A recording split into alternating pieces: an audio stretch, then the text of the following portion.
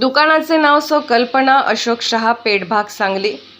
श्री राम मंदिर प्राणप्रतिष्ठा सोहळा व शिवाजी महाराज जयंती निमित्त सर्व गोरगरीब रेशन कार्ड धारकांना महाराष्ट्र शासनातर्फे आनंदाचा शिधा, साखर, चणा डाळ, रवा, मैदा, पोहे, पामतेल अशा सर्व वस्तू 100 रुपये मध्ये आमचे भागातील ज्येष्ठ नेते श्री अशोकराव सूर्यवंशी यांच्या हस्ते वाटप करण्यात आले।